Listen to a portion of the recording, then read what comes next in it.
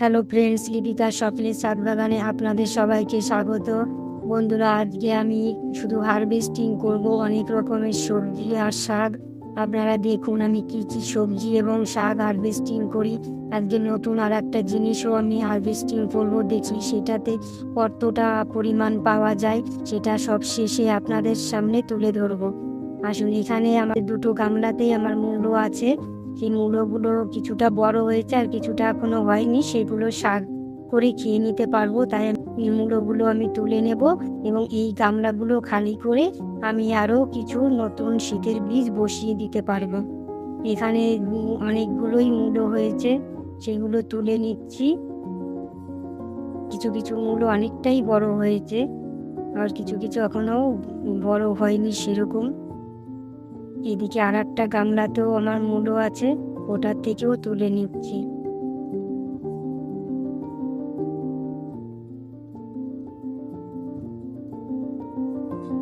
এতটা মূলো হয়েছে এবং শাকও হয়েছে। এবার এখানটায় কিছুটা বেগুন আছে, আমি বেগুনগুলোও তুলে নেব। কিছুদিন পর পরই আমি বেগুন আরও যা যা সবজি আছে ছাদ বাগানে আমি সেখান থেকে তুলে নিই। দেখুন এখানে অনেক ছোট ছোট বেগুনও রয়েছে। কিছুদিন আবার 2-3 দিন পরে আবার এগুলো বড় হয়ে যাবে, তখন আবার তুলে নেব, তখন আপনাদের সামনে আবার দেখাবো। গাছে অনেকটা ফুলও আছে আর এদিকে কয়েকটা উচ্ছেও হয়েছে, আমি সেগুলো তুলে নিচ্ছি। আর এদিকে দেখুন শশাও হয়েছে, এদিকটাও হয়েছে শশা। এইগুলো হ্যান্ড পলিনেশন করে দিয়েছি।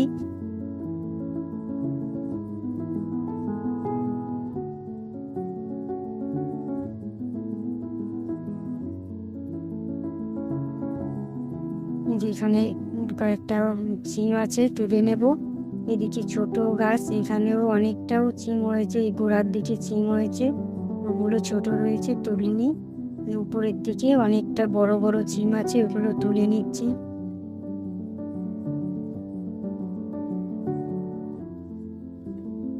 বন্ধুরা, আপনারাও এরকম করে বসাবেন, দেখবেন শাক হোক সবজি হোক, একটা বিষমুক্ত বা অর্গানিক শাক আপনারাও খেতে পারবেন। বাজার থেকে তো কিনা ওইগুলো অনেক কীটনাশক দিয়ে তৈরি হয়, ওইগুলো খাওয়া শরীরের পক্ষে খুবই ক্ষতিকারক।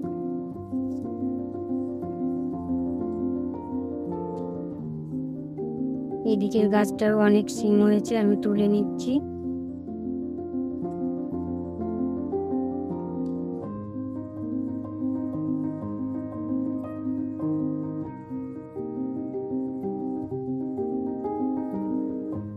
আমার এখানেও আর একটা শশা গাছ আছে, ওই শশা গাছটাও কয়েকটা আবার শশা হয়েছে।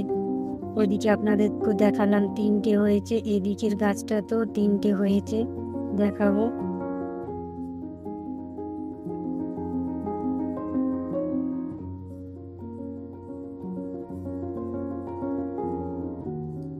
শশা নিয়ে যে ফুলগুলো হয় সেইগুলোতে হ্যান্ড পলিনেশন করে দিলে প্রত্যেকটা শশা দুটি সেট হতে সাহায্য করে হ্যান্ড পলিনেশনে। এখানে কিছুটা পালং শাকও আছে, আমি পালং শাক তুলে নেব। পালং শাকের গোড়া না কেটে এরকম শাক কেটে নিলে তাহলে গোড়ার থেকে আবার নতুন করে আবার পাতা বেরোবে, সেখান থেকে আবার পরে শাকও পাওয়া যাবে। এই গাছের শাকটা কেটে নেওয়ার পরে আমি একটু তরল জৈব খাবারও দিয়ে দেব, তখন আবার শাকগুলো তাড়াতাড়ি বাড়তে থাকবে।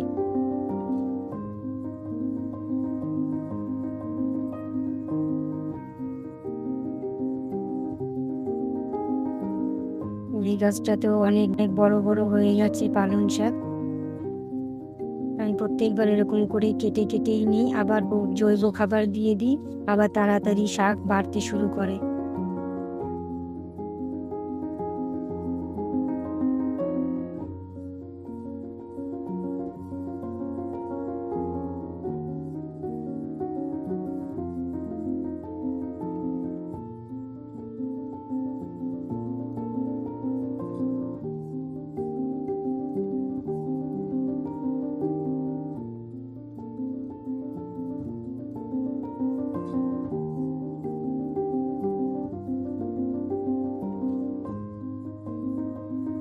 এখানে আমি দুটো গামলাতে আদা বসিয়েছিলাম, দেখি কতটা আদা হয় সেটা আপনাদের সামনে দেখাবো।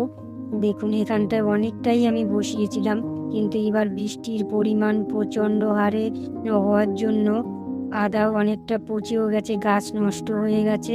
এই কয়েকটা গাছ আছে, দেখি এই গোড়ার থেকে কতটা আদা পাওয়া যায়, দেখছি তুলে।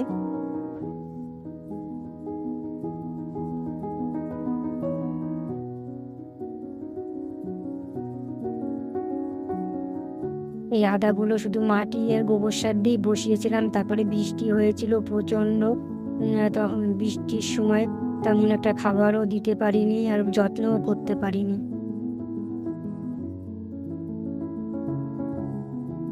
এদিকে আরেকটা গামলায় উচ্ছে গাছও হয়েছে তার মধ্যে, আর উচ্ছে গাছটাকে তুলবো না, আর আদাটা তুলে উচ্ছে গাছে একটু পরে খাবারও দিয়ে দেবো। আর এদিকে আদাটা তুলে নিই, সব আদা তুলে তখন আপনাদের দেখাবো।